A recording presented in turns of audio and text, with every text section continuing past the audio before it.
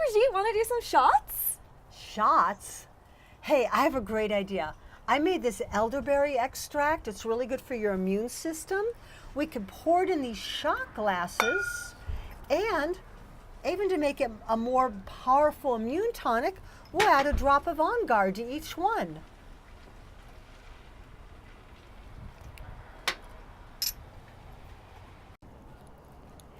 Hey Brigitte, want to do some blow?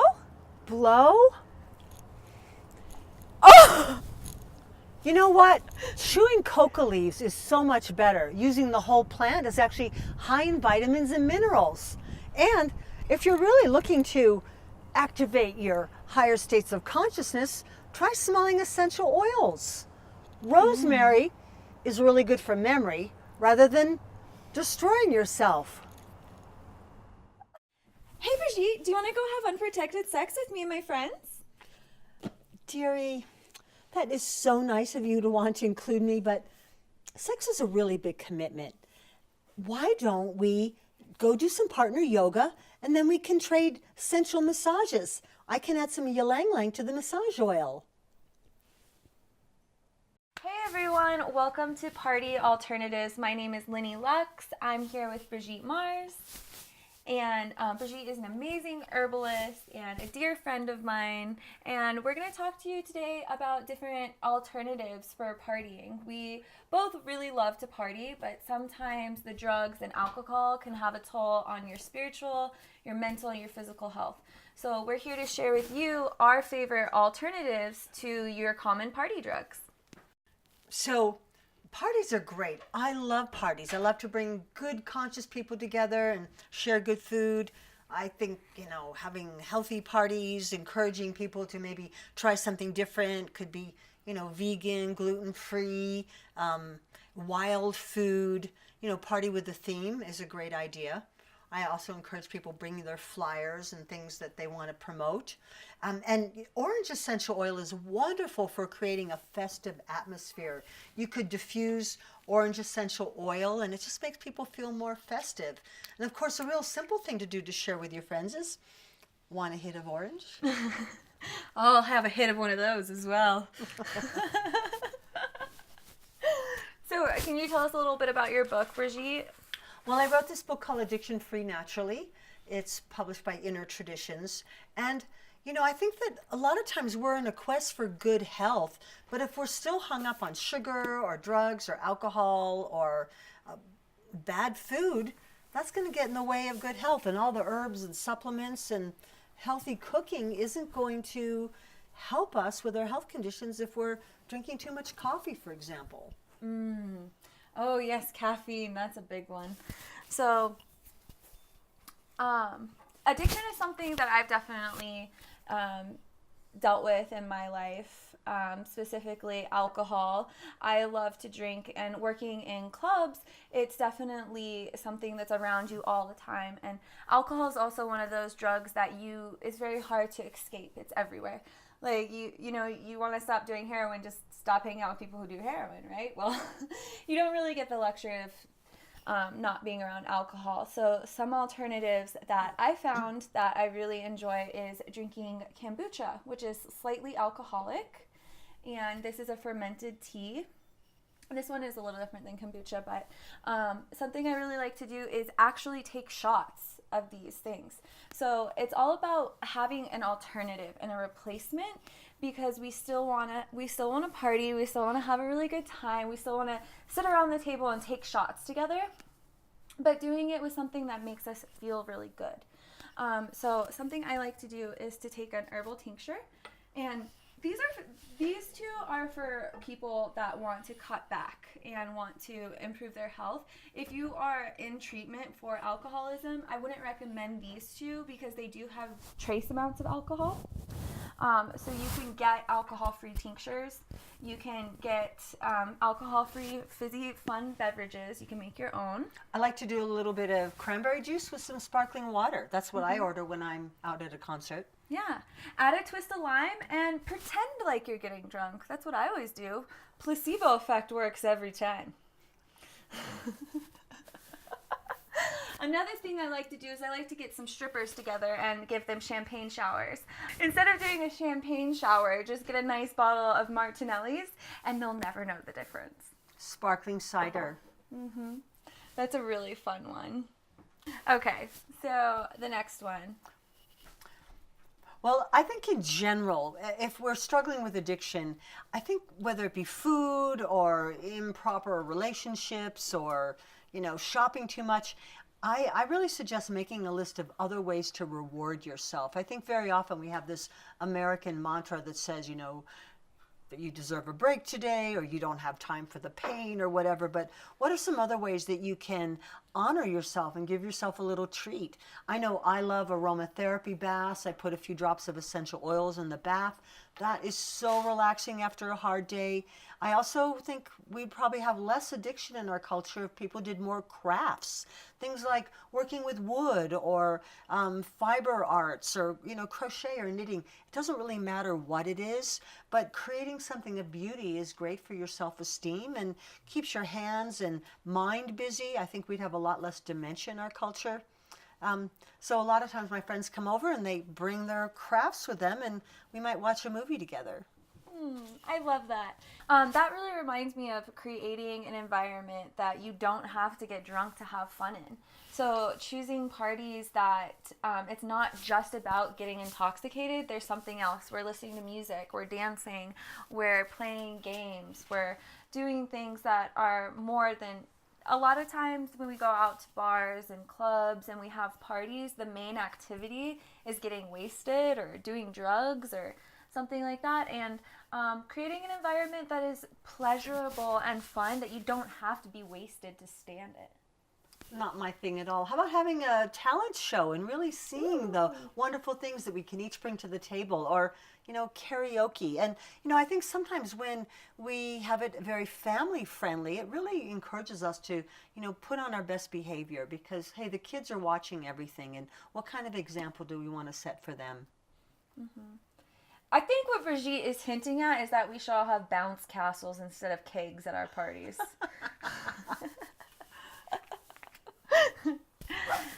Okay, so the next one is the next substance that I want to talk about is cocaine. So cocaine is, I think we're all familiar by now with cocaine, right? We've all seen Scarface. So cocaine, what I believe the real reason people do cocaine so often is because they really want ritual.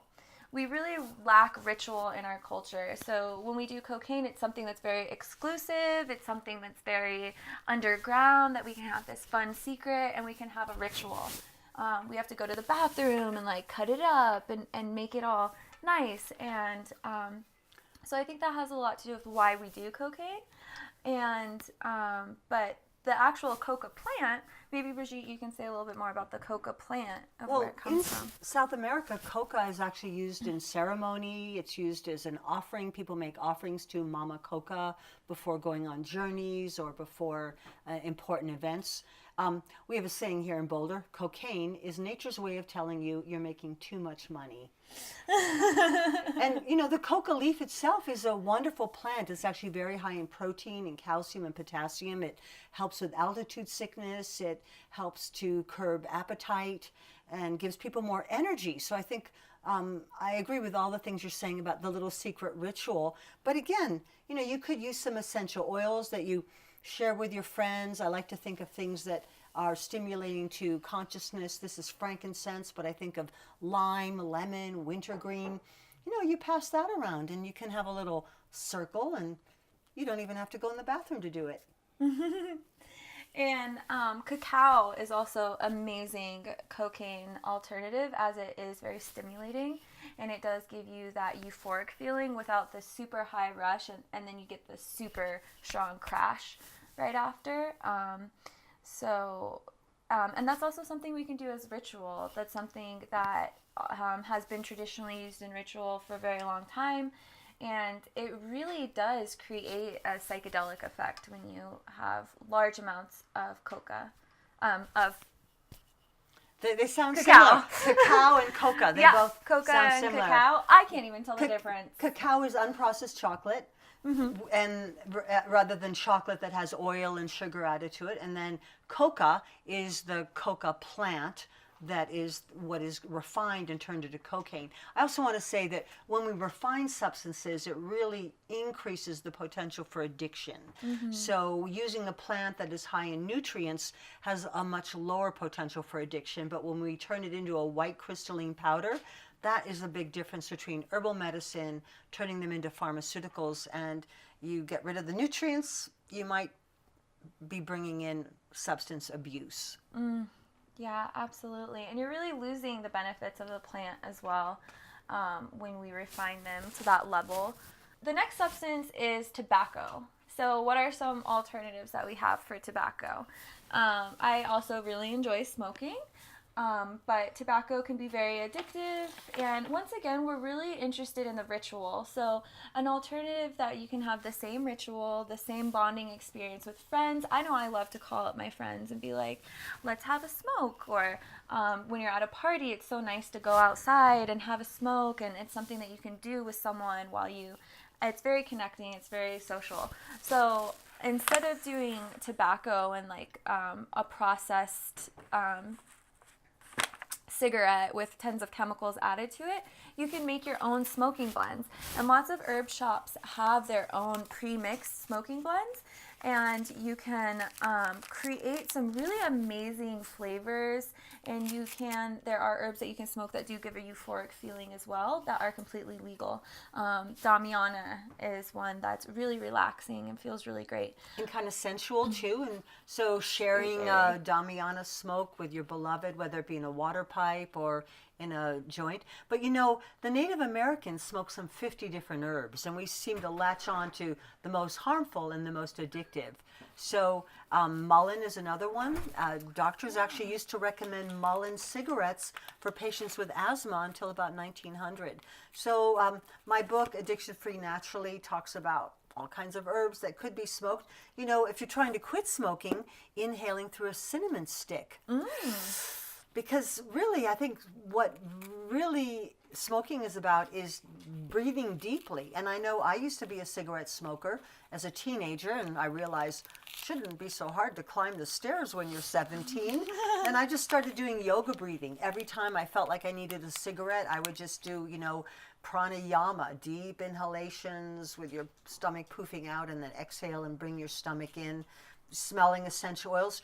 Black pepper essential oil is one of the smells the most like an ashtray, and so you can smell essential oils, and it gives you something to breathe deep, and gives your brain a little bit of medicine. So black pepper essential oil is one of my favorites, and if you're a menthol smoker, you could smell essential oil of spearmint or peppermint.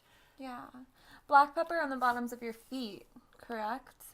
Applying essential oils to the bottoms of your feet can be a really effective way to get it straight into your blood system. Similar to when you put things underneath your tongue, you have the biggest pores on your body are at the bottoms of your feet. So black pepper is really great for addiction. And yeah, it does smell like tobacco. You can also get the tobacco essential oil if you're wanting to still have that as part of your routine.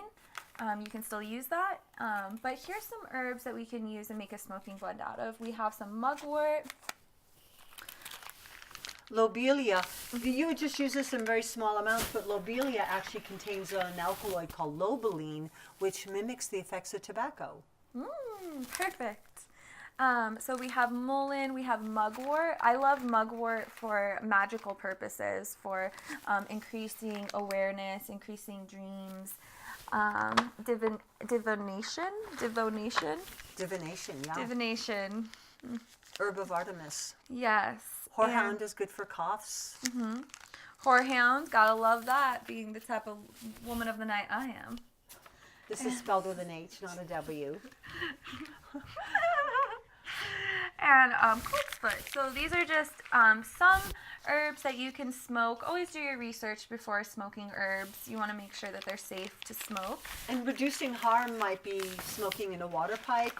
And I think that smoking anything and using a butane lighter where you're inhaling butane is not a good idea. Get yourself a wicky wick. Yes, wicky wick. So it's a hemp wick that is a piece of hemp that is threaded and has a little bit of wax on it. So you light that and then you light whatever you're smoking. And here in Colorado, we definitely love to indulge with a little bit of cannabis. And if you're someone who's wanting to be sober but still enjoy the flavor and feeling of cannabis, you can always get a CBD blend with a very small amount of THC. I go on and get the extra strong stuff. You know what I'm saying? Okay. So sex. Sex is something that we all love, and it's something that is very beautiful, but it's important to be mindful about sex, how we're having sex, who we're having sex with, and why we're having sex. And I think it's really important, we don't have to go all the way to intercourse every time we want to have a sexual experience. So some of the things that I like to do because as Brigitte said, having sex is a big commitment. And it can have a lot of serious consequences as well. So there's different things we can do to really experience pleasure with each other and get completely satisfied without having to go all the way. Some things that I love to do is tantra and tantric massage, sharing tantric massage with a lover. And that way you really get to know each other's bodies and get to know each other's orgasms, and then make that decision later on. Do I really want to be having sex with this person? I would also say, as a grandmama, that if we're going to be intimate with somebody and be sexual, it's really good to make that decision while we're not on anything. I think very often people make a decision that we're going to sleep with someone, but their perception and desire might be clouded by alcohol or drugs, so really make that decision. And you can always wait if the relationship's going to go further. But once you've consummated that relationship, it's so easy to get your lives more intertwined and entangled, and avoid the drama. Wait a little while longer. If it's the right person and they're really worthwhile, they'll be around in a few weeks. Absolutely. And there's no reason, and you're not sacrificing anything when you opt for safer sex practices as massage and different things like that, because you still, in the end, get to get off without having to make that commitment. And kissing is great, affection, holding hands. The word tantra means weaving your lives together. So, grow a garden together, make a meal together. Ecstatic dance, dancing with each other, exchanging lap dances. We like to have wand circles where our girlfriends like to get together and magic wands. And we keep our clothes on, but holding space for each other to have orgasmic experiences without having the risk and of disease and other things. So, anything else we want to say about sex? What are some herbs that we can take to increase our sexual vitality? Well, according to the principles of Asian medicine, sexual vitality is really extra energy. So if we're exhausted, if we're having resentment built up, one of the first things to go is really our libido. And it is natural for our libido to change. The sex drive that we had when we were 25, 35 might be really different when we're 55 or 65. But that doesn't mean that quality and intensity isn't as great as it ever was. It might just be not as frequent. And maybe it's more frequent. Maybe you don't have to worry about contraception now, or you found the love of your life and you're really comfortable and secure in the relationship. But I find that eating more black colored foods are really high in minerals, and that supports our kidneys and adrenals. Things like black beans, black rice, my favorite, black chia seeds, black olives, seaweed.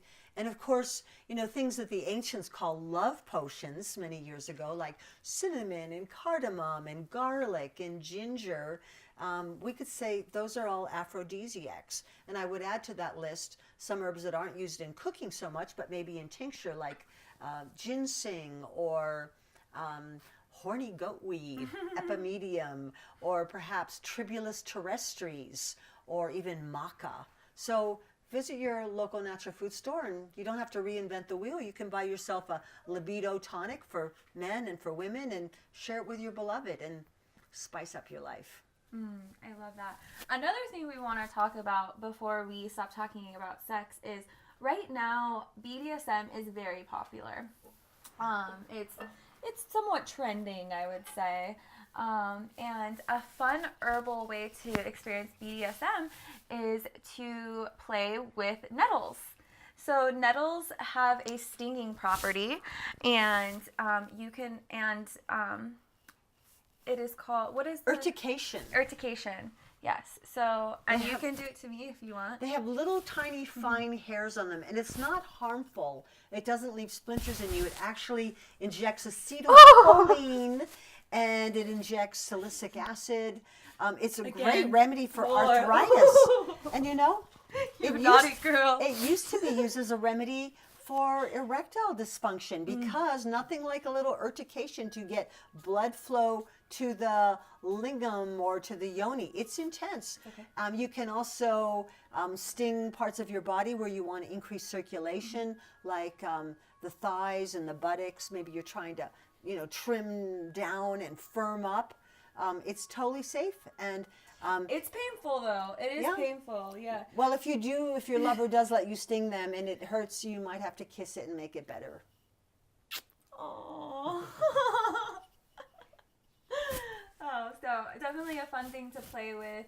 Definitely be careful for people who are experienced with BDSM play and that type of thing. This can be a fun little thing to put in your toy bag and your garden. Okay, so now opiates. So now let's talk a little bit about opiates. Opiates is, it's a very sad topic as it has become a complete epidemic, opiate addiction, and it's one of the most dangerous substances as it's very easy to overdose on opiates and lose your life. So what are some things that we can do instead of opiates in the first place? Because a lot of times, we have an accident or something like that happens, and then we get addicted. Well, originally, opium is an herb, but it got refined into morphine, which made it more addicting than opium. And then in 1900, the Bayer Corporation was looking for a remedy for morphine addiction, which was very prominent after the Civil War. Many soldiers became addicted to opium. They actually called it, they called morphine addiction the soldier's disease. So Bayer invented Heroish, which later became called heroin. So, of course, if we have pain, we want to try to correct the pain rather than just cover it up. Maybe we need Rolfing or chiropractic or osteopathic work. Maybe yoga will help us. Maybe we need to have surgery as well. But I think there's a lot we can do before we resort to that. There are other herbs that can help relieve pain. Corydalis is one of my favorites. And one herb that's somewhat controversial is kratom, or kratom as it's also called, which is a member of the same family that coffee is in. And kratom can help to relieve pain. And I don't encourage anyone just like masking pain and just taking an herb. We want to try to correct it. But there are herbal alternatives that are less habit forming. And a lot of people are finding that CBD or cannabis, which is legal in more and more states, can also help. But even though I'm really glad that I live in a state where we can have access to cannabis, we don't want to just let that be the remedy. We want to do the body work, the internal work, the good posture, the, whatever exercises we need to do to correct the pain. And, there are other herbs to help pain. I mentioned Corydalis, which is a member of the poppy family. There's also an herb called California poppy, Schultzia californica. So again, my book, Addiction Free Naturally, has all kinds of ideas. But we don't want to get stuck because addiction can really sap our vitality, can ruin our families, can really ruin our own spiritual and social and soul development. We're here to evolve. So don't let one of these pharmaceutical drugs or substance really steal your soul, because you're in control. You have this life to live, and the choices you make can affect the rest of your life. Absolutely.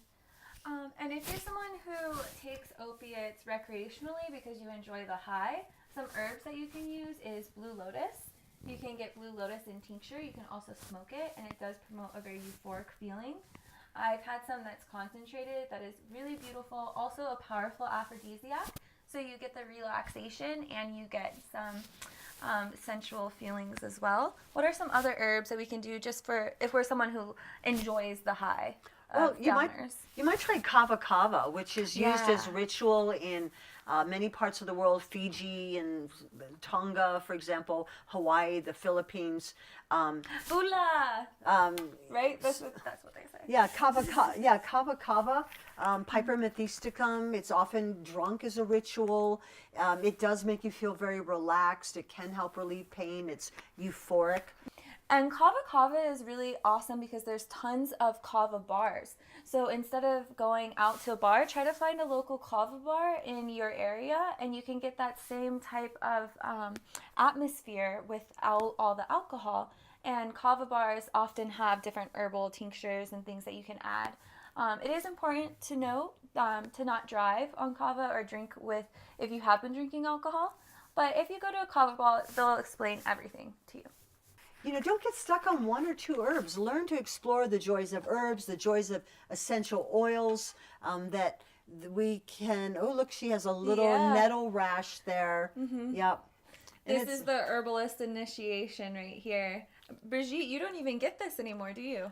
I sometimes do, but you're so fair and delicate. Mm-hmm. There you go. Yeah. But it's good for you, and I deliberately get stung so I don't have arthritis in my hands. But we're so grateful that you tuned in, and we hope that you will contact Linny Lux or Brigitte Mars. We are here to answer questions about essential oils and help direct you on a healthier path, because the planet needs us. It needs us all to wake up and do our best to make the world a better place. Absolutely. Thank you so much. You can follow me at Linny Lux. You can go to BrigitteMars.com. You can follow at, is this Brigitte Mars? BrigitteMars.com. On Instagram as well, too. I'm all there. Yeah, Brigitte's everywhere. If you ever have an opportunity to see her speak live or go to one of her workshops, highly recommended. She's an incredible, incredible healer. Awesome. Thank you so much for watching, and we will see you next time.